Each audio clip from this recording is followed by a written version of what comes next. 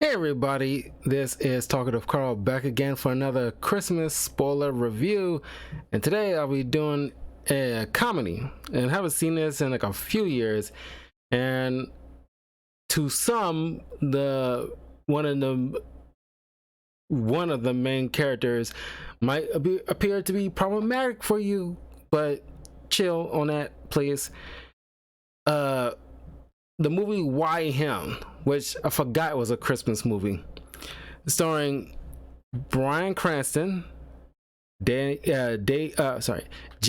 Franco, Zoe Dutch, Megan Mullally, Cedric the Entertainer, Griffin Gluck, Keegan Michael Key.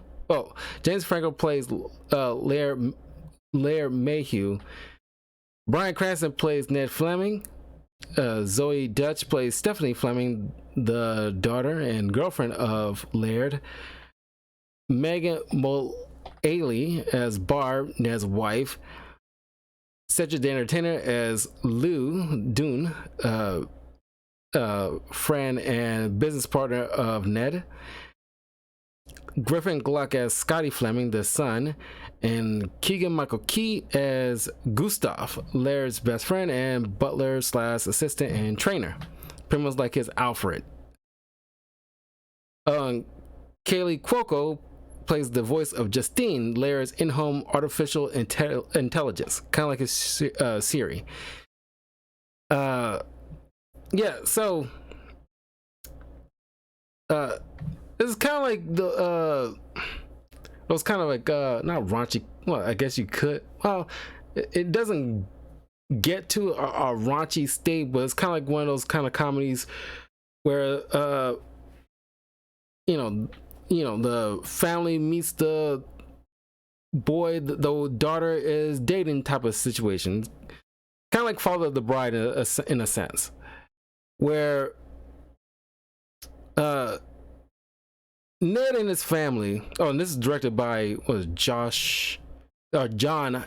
Hamburg, and story is written by Jonah Hill and produced by Ben Stiller and Jonah Hill and Sean Levy.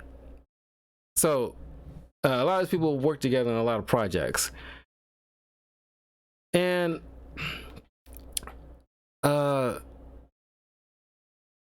I appreciate a movie gets you right into what kind of movie you're about to watch, where Ned is celebrating his 55th birthday at an Applebee's. This is like a total, Bryan Cranston plays, he's an amazing actor through and through, but you tend to forget, because people just focus him as Breaking Bad guy, but he has done some cool, funny movies before. And he's really funny in this, where he's just he's a total dad, right? Just the way he dresses with a fanny pack, and he's like having a party at Applebee's, which is nothing wrong with Applebee's, honestly. I don't know why we gotta put some shade on like Applebee's or Cheesecake Factory, like they ain't the shit. But because sometimes you want a chill night, you don't need to do anything freaking crazy. At least save those crazy moments for rare occasions. So and I like the evolution of the son, because he kind of starts off like a complete dork, but he kind of evolves into kind of awkwardness into like a little bit more in his groove of cool. Like he's not trying to try so hard. And he does a little slideshow of Ned's progress through life, when it's like his young age and starting a business, meeting his wife, they're going to a Kiss concert, and then they're having the daughter and then the son, things like that. Then the daughter Skype. Remember Skype? Skype is pretty much like the predecessor for Zoom. And the daughter Skypes in, wishing the father a happy birthday and inviting him to come, and the family come see her in LA, where she's living at now. because the family is in Detroit, or at least Grand Rapids, Michigan, I should say.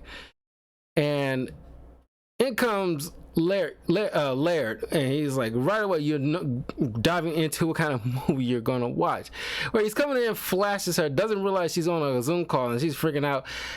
I want to get to Laird in a minute, but it's just like everybody in this little party just like kind of freaked out, like, oh my god. And so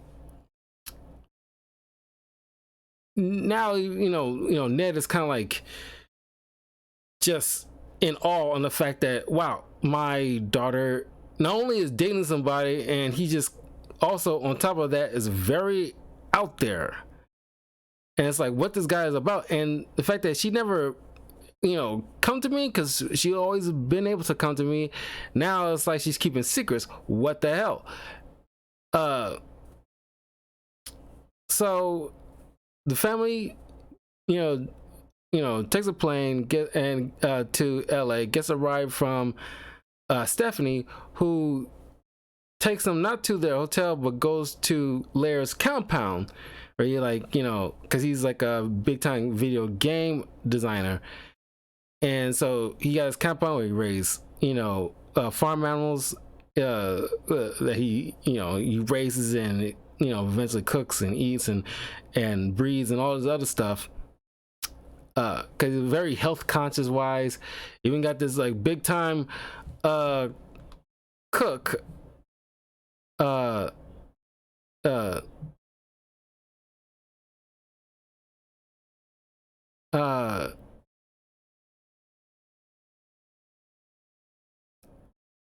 Crap.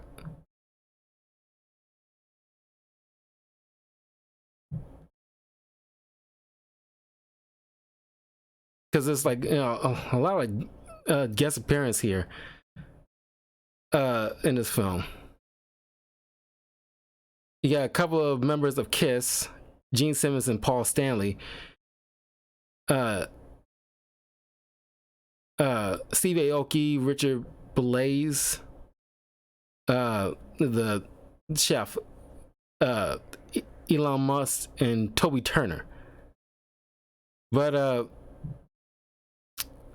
Richard Blaze shows up and it's like, showing the family this little appetizer. It's not even just grass fed. This is like, it's the joke where it's like a super like out there, super eccentric type of food, like literally like somebody took a spoon and digged up a fresh cut grass with a bit of lawn dirt underneath and call it like, oh, it's an appetizer. And it's like, okay. And it's kind of like poking fun, I imagine, at Californians who they all like super health nuts.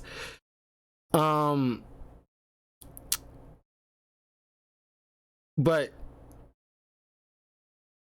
right away, because I love Keegan Michael Key is probably like my favorite character in this, because he speaks with this German or Austrian accent, and he knows, because like he's the alpha, so he knows how eccentric his friend is, and so Stephanie.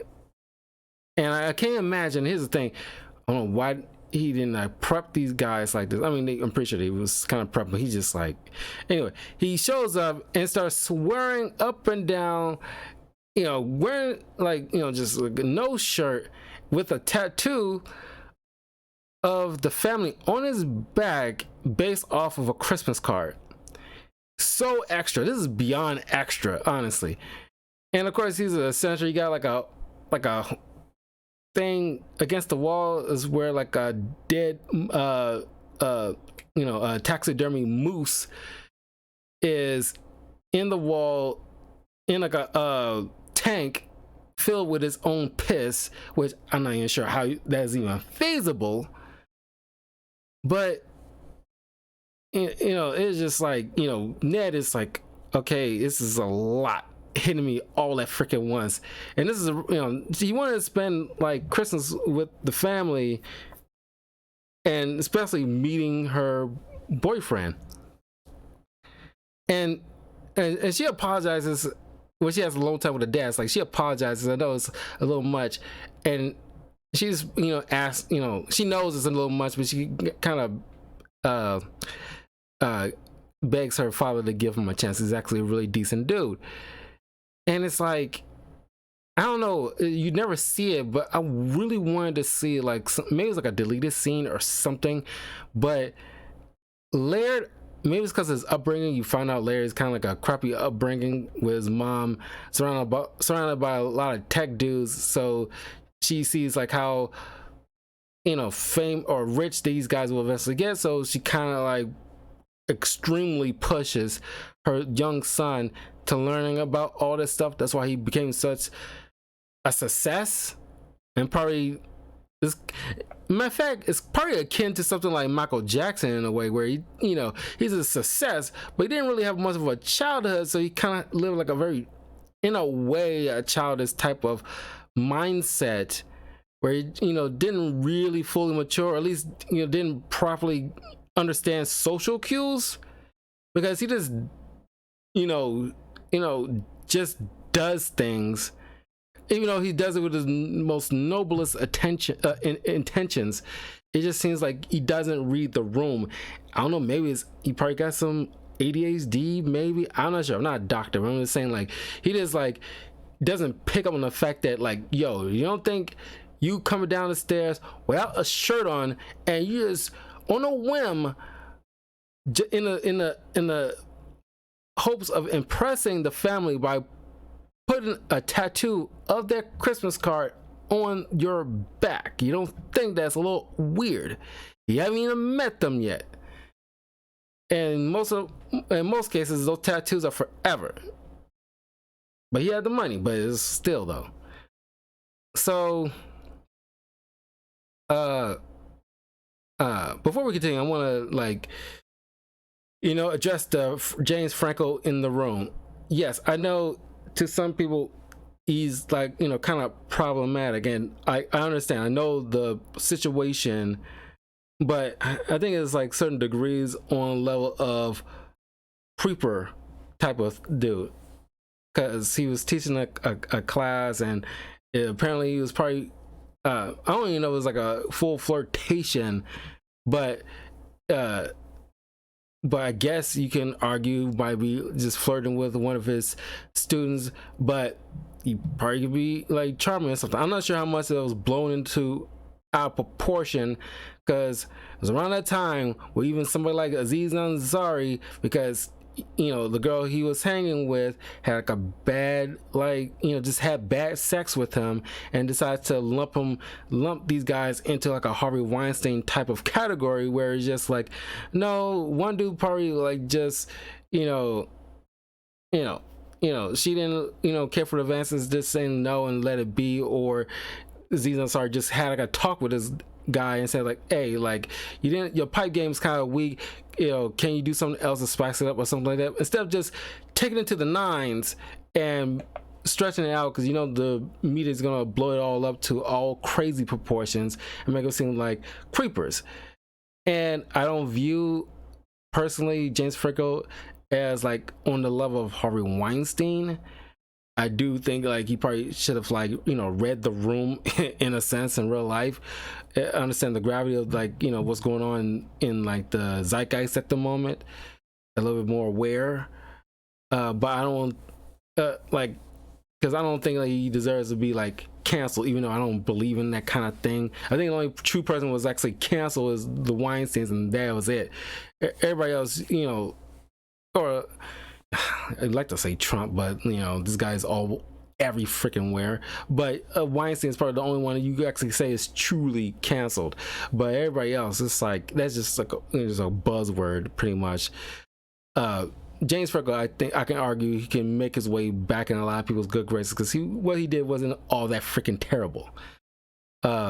Just not reading the room, essentially. But anyway, so I just wish there was like some kind of moment where you see Gustav and Stephanie had a chat with this dude, like, okay, we're just gonna have like a normal Christmas with these guys, Don't do any. Be on your best behavior. Be chill.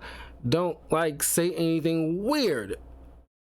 And but you see Gustav keep bringing up the fact that you probably should tone down the cursing, and even the fact that he's asked like Scotty boy like what's your favorite curse word, and like titties. Okay, titties. Okay, not a curse word, but whatever. And then he starts like rambling on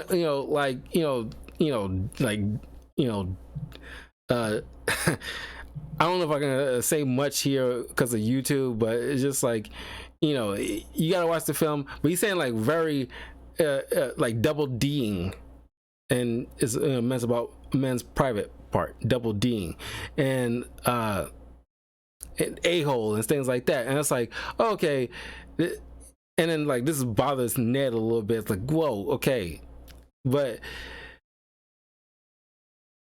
after a while, you get some serious, funny, hilarious moments. You see him like, going to not just the moves, but he does like, he made like a bowling alley specifically for Ned with his, face on it and stuff like that, and showing him around the house. And then, there's a funny moment where, in the morning, he's trying to take a dump, and of course, it's a paperless house, no toilet paper. So they got these Japanese toilets where they spray the your private areas and clean it all out. It's like more thorough. And of course, it's like malfunctioning because it's a newer model. So you got Keegan-Michael Key just like waltzing, and it's like very casual. Like I'm blinders on. I'm not seeing anything. I'm not smelling anything. It's just, and then like of course what. Ned ate last night is all like coming back with a vengeance with like this quiet farts, and they just have to stare at each other.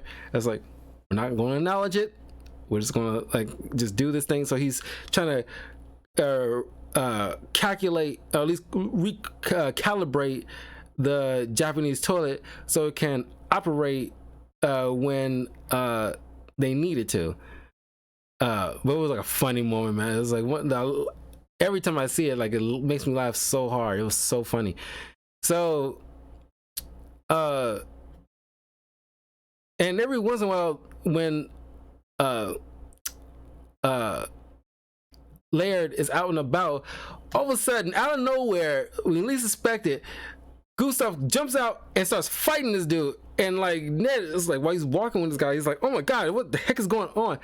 And like he force Laird to tap out, and come to realize, oh, Laird doesn't like bodyguards, so Gustav is teaching me how to defend myself. And of course, Ned was like, oh, so it's like the Pink Panther. It's like it's like, oh, it's like his like manservant, like teach him how to fight, so to keep him sharp. And of course, they don't know that because they're not in that kind of age bracket to know that reference. At the very least, you probably should have gone with, I don't know, Green Hornet and Kato. This is probably would make more sense because it's essentially the same thing. Or Alfred to the Robin, Alfred to the Batman. Young Bruce learned a little something of hand-to-hand fighting from Alfred, but not as thorough as like his other martial arts teachers later on. But it's essentially, you should have gone with like Alfred and Batman or something like that, just to give them a proper reference they wouldn't understand. But Laird gets Ned alone so he can, which I kind of like, because usually certain movies, especially Hallmark movies, like to drag that on and leave it at the tail end. But it's like immediately, it's like, I want to ask for your daughter's hand in marriage. This is like a very proper traditional thing to do. Some women today might scoff at that idea of a man asking the father of his daughter respectively for his daughter's hand in marriage, because that's the thing to do. It's like, it has to be done so that way you can look a dude in the eye, man to man. It's like, I promise I will take good care of your daughter, because like, she shouldn't be feeling independent. She should be able to rely on a man to make sure he can hold it down when you're not around, or God forbid pass away, you can go to sleep peacefully knowing that your pride and joy is going to be properly taken care of when you're not able to, or you're not around. And that is my opinion on that stuff. And some might think that's passe, or not chic, or old school minded, or God forbid misogynistic, but it's just a courteous thing. Doesn't necessarily mean you have to follow it, but it's just out of sheer freaking respect that you can go to, not going behind the guy's back, but going to man to man and say, like, I love your daughter, I will treat her well, I'm coming to you. It's like as a gesture to say, I want to ask your daughter's hand in marriage, just out of sheer respect, and because that's what a man would do. But of course, Ned, after what he's seen so far from Laird, he's just not impressed. He thinks this guy is freaking bizarre. But they pinky swear, and personally, I take those pinky promises very personally. It's like that stuff is like, since middle school is always held up, not in the court of law, but still, it's just like those pinky swears, like those are like you gotta honor that. That is like that is equal to a freaking handshake that you swear that you will hold up your end of the deal.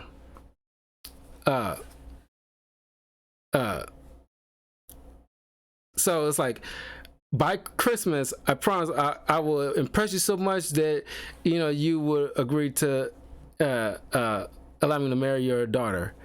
It's like, okay, sure, but he just saying okay, but he has his doubts. And throughout this time, Laird's impressing an entire family, getting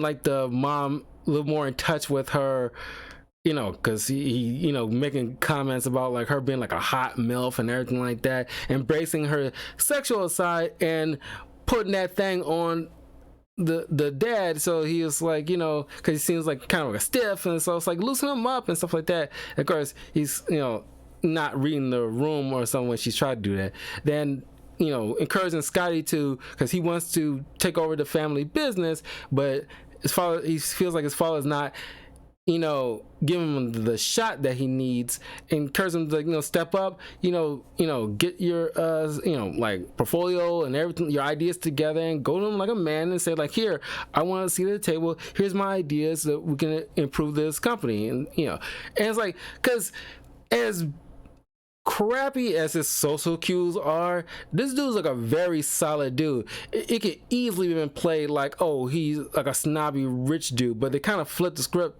where they're like that, because the guy next door, because it's not like a trope in a way, but it's just like you'll have the guy next door to be like kind of like a nerdy busybody trying to win the affection of the girl, but he's kind of like the wrong kind of dork, but like the dork that might sneak in a girl's house to steal her panties type of dork. And he assists Ned into snooping in on his daughter's information to try to figure out anything he can dig up on this guy.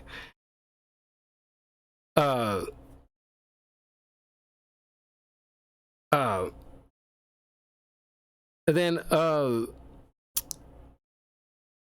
they go out to go Christmas tree shopping, and there's a little nice moment about like business, and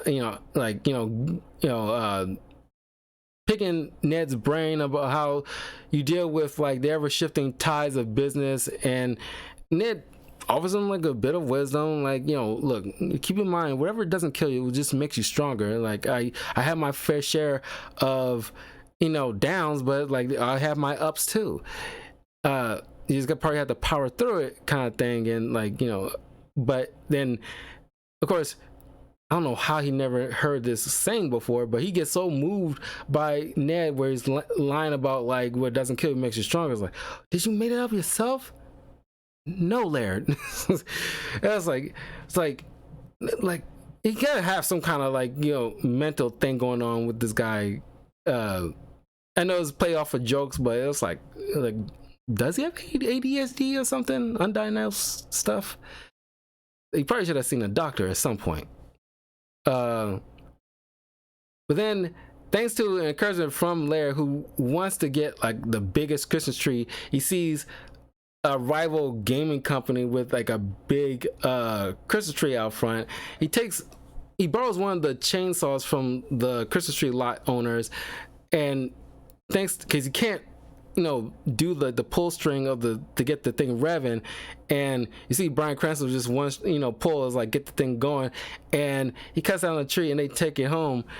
It's showing that like he's like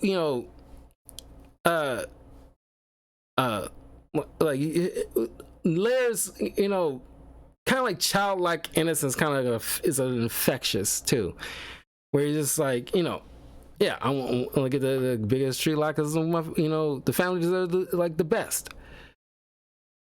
Then he kind of spilled the beans about earlier.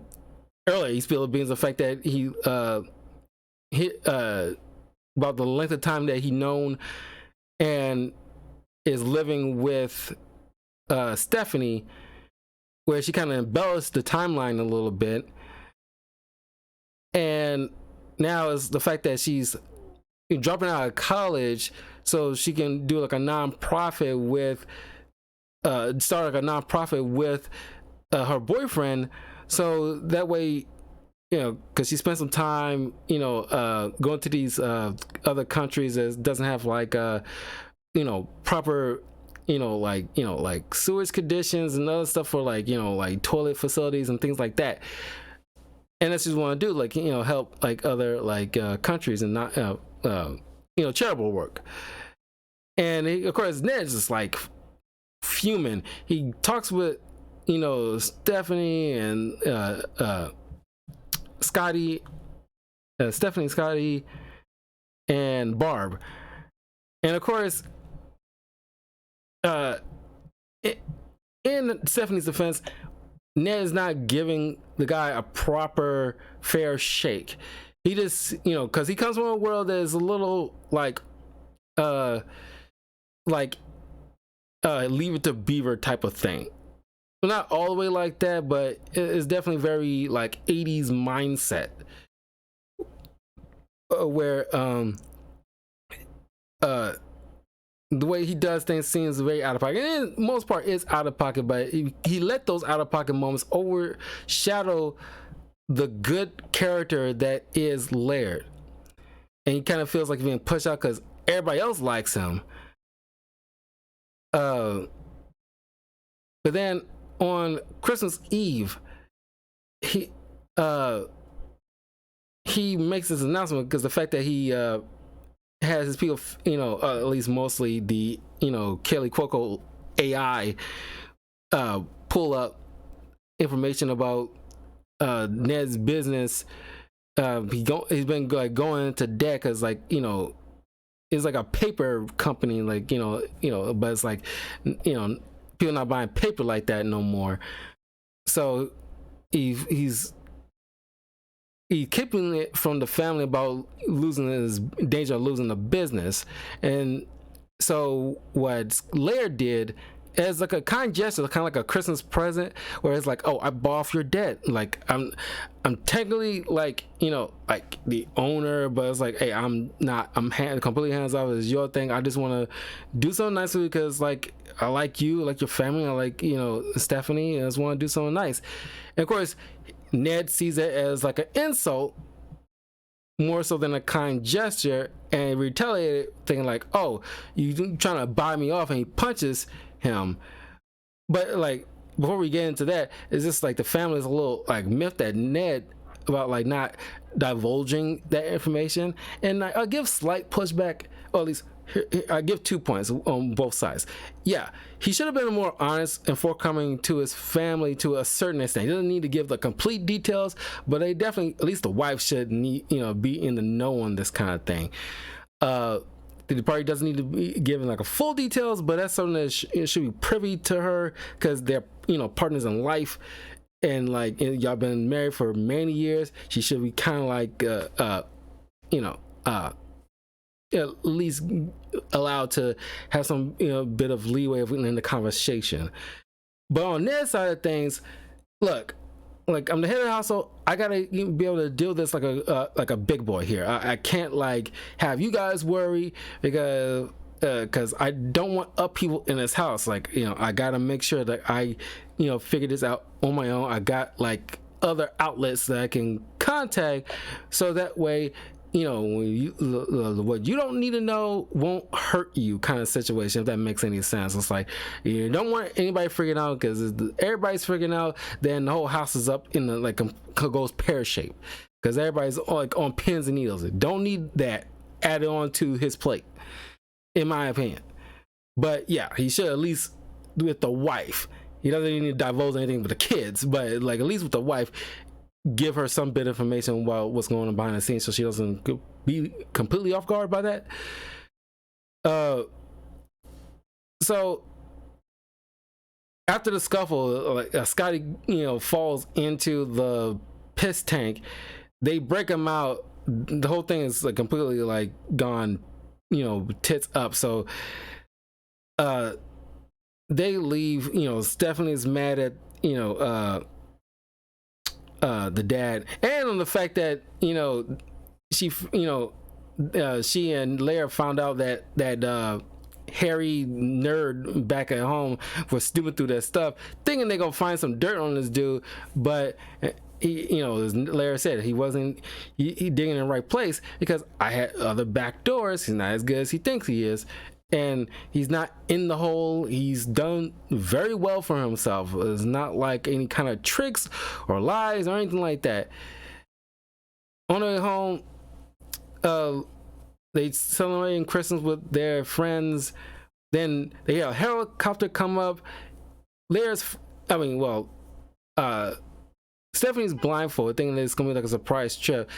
Lara has Gustav fly them to Grand Rapids, right by the front lawn. Don't think it's definitely, I want to say I don't think, I know there's no way that would have been like okay with like FAA or FFA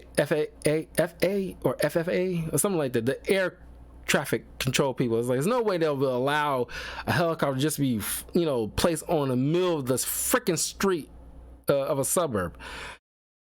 And thinking that you can surprise this girl, like I kind of got you guys in like an argument. I don't want that to happen to you guys. You guys are family. I don't want that, because Laird doesn't really have a family. The only family he had was his mom, and she was kind of horrible. So she's kind of missed the fact that I don't want to be treated like somebody's property where to be passed back and forth, blah blah blah, which is true. Like nobody ever claims women are property. I don't even know how much they said that even back in the 50s, but nobody even looks at women like property. But it's just like a terms of respect thing that these men have to do with each other. It's like part that kind of ritual is not something that the girls are typically involved in. She does ever say who she wants to marry. Is still her choice. So she's still mad with these guys. The thing like I have no say in the matter, which I'm kind of glad she expressed that, not in you think it goes in the other when he finally does the proposing, but she says like, no, I'm not ready, but I still want to date you, but I'm just not there yet because I still got so much to do, but like I still want to be with you, but it's just not there yet. Which I like it fine, because you could have easily, because we kind of cliche as like, oh yeah, thank you, oh my god. And it's like no, like she exercised her choice, and your typical choice matter would have been like, oh, I'll accept the marriage. But no, I want to wait a little bit longer because I still want to be with you, but I want to, you and me got to work together. We have work, so we need to like band together and get some stuff done, kind of things. She got the kind of like a business mindset that she got from her father. But it was Ned who comes to the realization, like, man, you don't have any, disloyal, mistrusting, part of you at all. He doesn't have that. It's like, I'm just a straight shooter, kind of like honest to goodness dude. It's like, because he didn't grow up to be like a cynical adult asshole. He's just like, still got this, one of the positives of a childlike mindset, where it's like, no, it's like, what's right is right. And it's like, you guys are family, y'all should be together on Christmas. It's like, what's wrong with that? Like, I want to impress you. I want to ask your hand in marriage because that's the right thing to do. What's wrong with that? And it's just like, it's the earnestness and the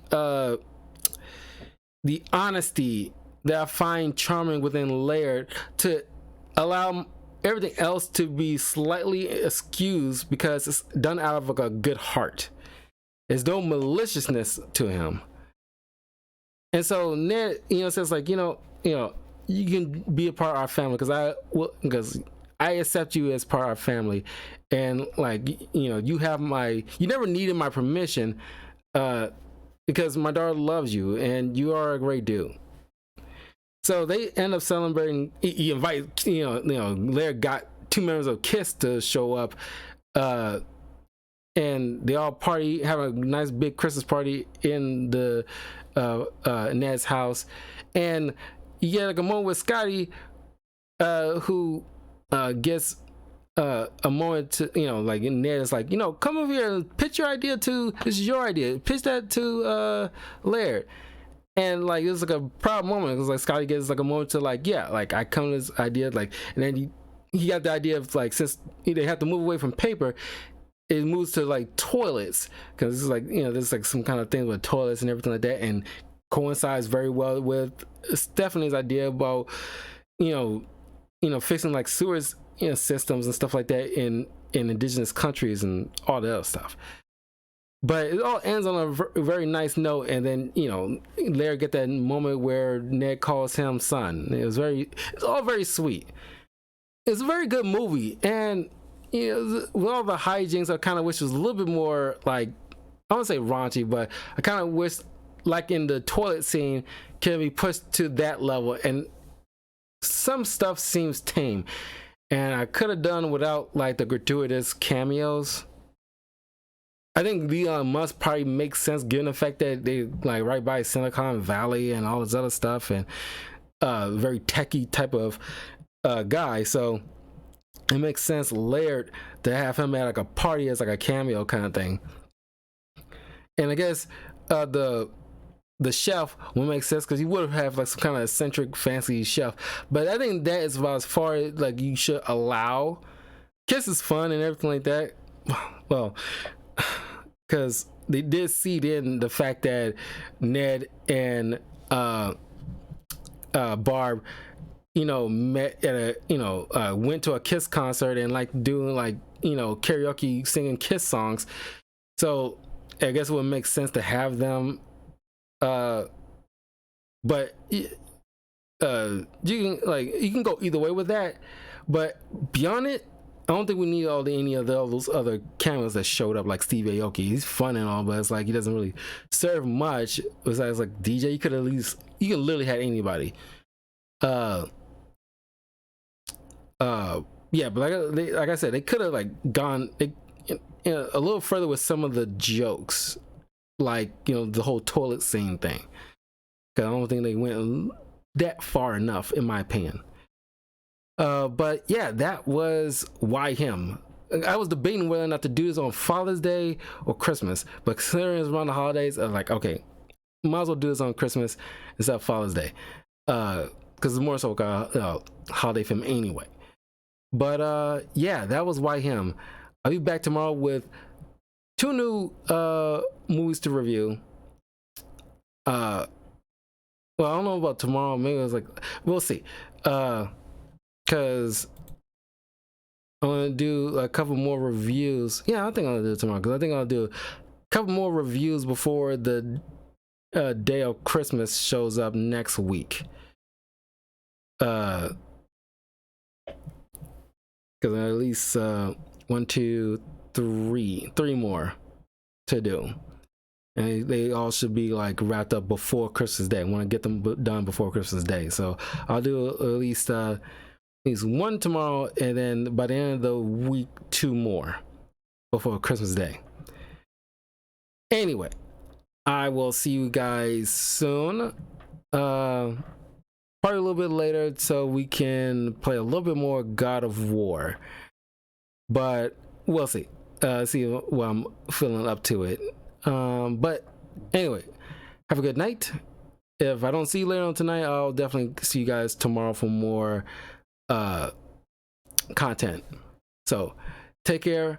Have a great night. Happy holidays, everybody.